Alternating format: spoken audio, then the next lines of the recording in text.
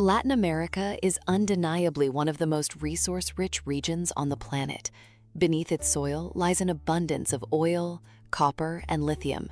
Its vast agricultural plains feed billions, and its biodiversity is unmatched. Yet, despite this profound natural wealth, the region presents a baffling economic paradox. Why do so many of its nations continuously struggle with double-digit inflation, crippling sovereign debt, and severe political instability?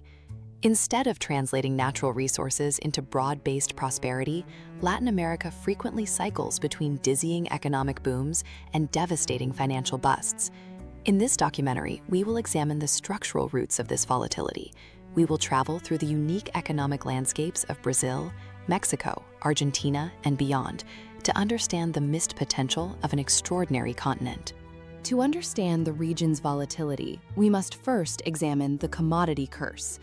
Historically, Latin American economies have relied heavily on the export of raw materials.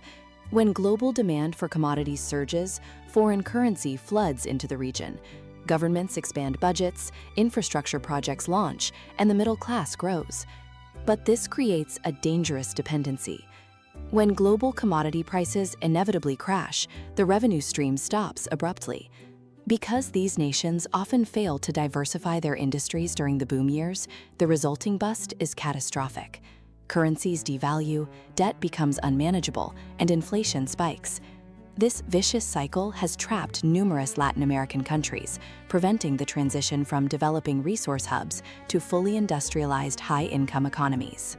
Nowhere is this dynamic more visible than in Brazil. As the largest economy in the region, Brazil is a genuine agricultural and mining superpower. It possesses a massive domestic market and diversified industrial base. However, its long-term growth is heavily constrained by what economists call the custo Brasil, or the Brazil cost. This term refers to the structural hurdles of doing business in the country. Endemic bureaucratic red tape, a dizzyingly complex tax code, and severe infrastructure bottlenecks erode corporate profitability. While Brazil continues to export staggering quantities of soybeans and iron ore to the world, its internal inefficiencies prevent it from achieving the explosive GDP growth rates seen in Asian emerging markets over the past 3 decades. Moving north, Mexico presents a completely different economic model. Unlike its southern neighbors, Mexico's economy is deeply integrated with the United States through the USMCA trade agreement. Instead of relying purely on raw commodities, Mexico has developed a formidable manufacturing sector, particularly in automotive and aerospace exports. Recently, Mexico has become the primary beneficiary of a massive geopolitical shift, nearshoring. As multinational corporations look to move supply chains away from Asia and closer to American consumers, foreign direct investment is pouring into Mexican border states. Yet, despite this manufacturing boom, Mexico struggles to elevate domestic wages and faces internal challenges related to security and uneven regional development, leaving millions trapped in the informal economy. In stark contrast to Mexico's export stability is Argentina's chronic macroeconomic turmoil. A century ago, Argentina was one of the wealthiest nations on Earth. Today, it is synonymous with hyperinflation and sovereign defaults. The root of Argentina's crisis lies in a long history of excessive fiscal spending. To finance persistent budget deficits without access to international credit markets, successive governments have routinely resorted to printing money. This aggressive expansion of the money supply decimates the value of the Argentine peso, wiping out the purchasing power of ordinary citizens. As inflation continuously breaks into triple digits, trust in the national currency completely evaporates, forcing the economy to operate via complex parallel exchange rates and heavy reliance on the US dollar. Across the Andes, Chile has positioned itself at the epicenter of the global green energy transition. As the world's largest producer of copper and holding some of the vastest reserves of lithium, Chile's exports are critical to electric vehicles and renewable energy grids. Historically, Chile was praised for its orthodox macroeconomic management, using a sovereign wealth fund to save copper windfalls for rainy days. This fiscal discipline created a highly stable investment climate. However, extracting these minerals is water-intensive and politically sensitive. The country now faces intense domestic pressure. Citizens are demanding that the massive revenues generated from the lithium boom be used to address profound social inequalities and fund public services, testing the durability of Chile's economic model. If Chile represents the careful management of resources, Venezuela represents the absolute worst-case scenario of the commodity curse. Sitting on the largest proven oil reserves in the world, Venezuela was once the richest nation in South America. But a fatal over-reliance on oil exports meant that when crude prices plummeted, the economy went into freefall. The crisis was severely compounded by profound institutional decay. The nationalization of private industries, the mismanagement of the state oil company, and crippling price controls destroyed domestic production. The result was the most devastating economic collapse outside of wartime in modern history, leading to hyperinflation, severe shortages of basic goods, and the tragic exodus of millions of Venezuelans seeking survival elsewhere. Neighboring Colombia offers a complex picture of economic transition. For decades, Colombia's economy has been largely sustained by exports of coal and oil, alongside its globally renowned coffee and agriculture sectors. Today, Colombia faces a difficult balancing act. On one hand, there is strong political momentum to halt new fossil fuel exploration in order to meet ambitious climate goals. On the other hand, the revenues from these energy exports are desperately needed to fund public spending, infrastructure, and the ongoing peace process. Colombia's immediate challenge is to dramatically scale up its agriculture and tourism industries.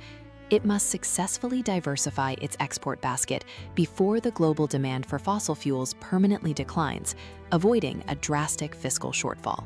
A recurring theme binding all these nations together is deeply entrenched economic inequality. Latin America has some of the highest Gini coefficients in the world, a metric used to measure income distribution.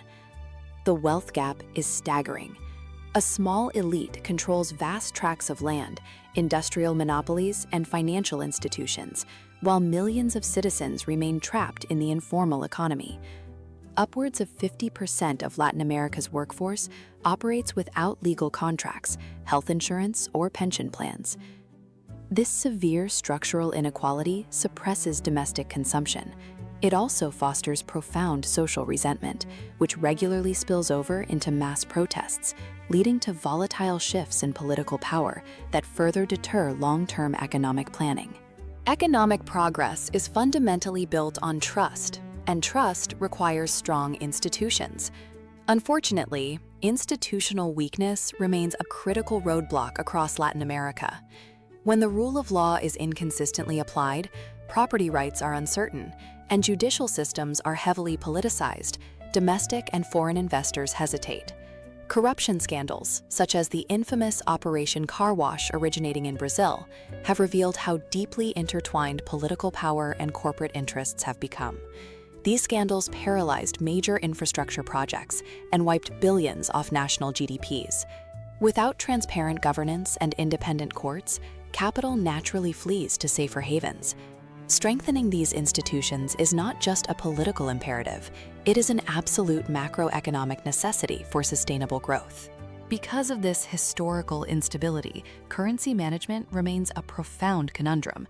How does a nation maintain the purchasing power of its citizens when confidence in the central bank is low?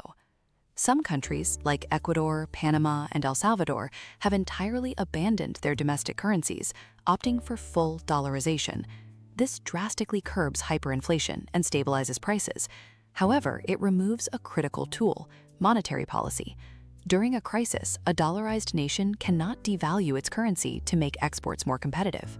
Other nations maintain floating exchange rates but suffer from chronic capital flight. Wealthy citizens quickly move their assets to Miami or offshore accounts at the first sign of trouble, continually draining the region of domestic investment capital.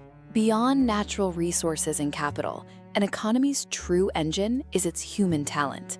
Latin America boasts a young, vibrant, and highly entrepreneurial population.